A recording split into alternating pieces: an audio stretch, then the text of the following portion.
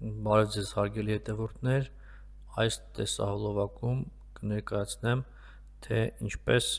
անհատձեռներեցը կամ կազմակերպությունը կարող է հաշվառվել որպես միկրոձեռնարկատիրության սուբյեկտ։ Այդ նպատակով պետք է մուտք գործել անհատական գրասենյակ, հաշվետվություններ բաժինը, այստեղից ընտրել միկրոձեռնարկատիրություն բլոկը, որպեսզի ավելի հեշտ գտնենք մեր պահանջվող հաշվետվությունը, մեր հաշվետվությունը դա միկրոձեռնարկատիրության սուբյեկտ համարվելու վերաբերյալ հայտարարությունն է, ընտրում ենք եւ ուրեմն այստեղ սույն հայտարարություն ներկայացնում եմ, պետք է նշենք, թե որ օրվանից ենք ուզում հանդիսանալ միկրոձեռնարկատիրության սուբյեկտ։ Որպեսզի պարզենք, թե որ օրվանից պետք է համարվենք, որ օրվանից ենք ցանկանում ներկայացնել տվյալ հայտարարությունը, գնում ենք հարկային օրենսգրքի 267-րդ հոդվածը եւ քննարկում այս 5 դեպքը։ Ուրեմն այդ դեպքերն են. Առաջինը, հունվարի 1-ից մինչև հարկային տարվա ավարտը, եթե մինչև փետրվարի 20-ը ներկայացնում ենք հայտարարություն միկրոձեռնարկատիրության սուբյեկտ համարվելու վերաբերյալ, դա առաջին դեպքն է։ Երկրորդ դեպքը, եթե գրանցման օրվանից մինչև հարկային տարվա ավարտը կարող ենք համարվել միկրոձեռնարկատիրության սուբյեկտ, եթե հաշվառման օրվան հաջորդող 20-րդ օրը ներկայացնում ենք հայտարարությունը։ Երրորդ դեպքը, ենթադրենք մինչև տվյալ տարվա փետրվարի 20-ը գործունեություն չենք իրականացրել եւ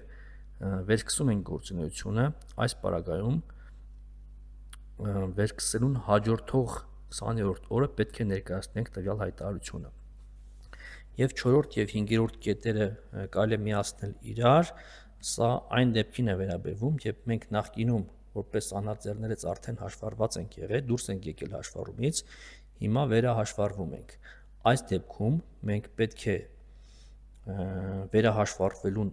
օրվան հաջորդող 20-րդ օրը ներկայացնենք այս հայտարարությունը, որպեսզի համարվենք միկրոձեռնարկատիրության սուբյեկտ։ Այստեղ ուրեմն շատ կարևոր է իմանալ, որ եթե մենք տվյալ տարում արդեն իսկ գործել ենք շրջարկի կամ ահի դաշտում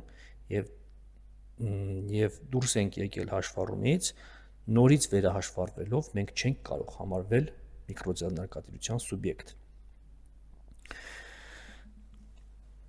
Սա այս պահը օրենքը հստակ կարգավորում է եւ արգելում է։ Հիմա անցնենք նորից հաշվետվություններ բաժինը, այսինքն եթե կազմակերպությունը կամ անհատձեռներեցը հաշվառվել է ինչ-որ մի ամսվա թվի, մենք պետք է հենց այդ ամսաթվից հայտարարություն տանք, որ ուզում ենք համարվենք միկրոձեռնարկատիրության սուբյեկտ, ընդ որում 20-րդ օրը հաշվառման չպետք է գերազանցի հայտարարությունը ներկայացնելը։ Հայտարարություն ներկայացնելուց մենք տեսնում ենք, որ հարկային մարմինը այստեղ առանձնացրել է, որ մենք տանք հայտարարություն, այսինքն սույնով հայտարարում եմ, որ չեմ հանդիսանում ԱՀ վճարող, չեմ հանդիսանում շրջարկ վճարող։ Այս կետերը բոլորը կարդում ենք, որպեսզի հասկանանք, որ մենք կարող ենք գործել միկրոձեռնարկատիրության դաշտում, սրանցից առավել կարևորները արագ ես ընթերցեմ։ Նախորդ հարկային տարվա ընթացքում գործունեության բոլոր տեսակների մասով իրացման շրջանառությունը չի գերազանցել 24 միլիոն դրամը, չեմ հանդիսանում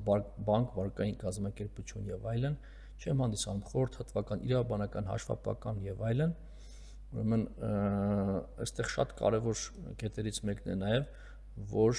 դու չունենաս փոխկապակցված կազմակերպություն գործող, թե որն է համարվում փոխկապակցված կազմակերպություն, դա կարգավորվում է հարկային օրենսգրքի 30-րդ հոդվածով։ Եթե ունես գործող փոխկապակցված կազմակերպություն, չես կարող գործունեություն իրականացնել միկրոձեռնարկատիրության դաշտում։ Ուրեմն նաև չեն կարող համարվել միկրոձեռնարկատերեր վարձակալական վճարի կամ տոկոսի ստացող կողմ հանդիսացող կազմակերպություններ եւ անհատ ձեռնարկատերերը։ Այսքանը կարդալուց հետո մենք ուրեմն նշում ենք ամսաթիվը, թե որ օրվանից ենք ուզում համարվել միկրոձեռնարկատիրության սուբյեկտ, տալիս ենք գրանցել հայտարարությունը,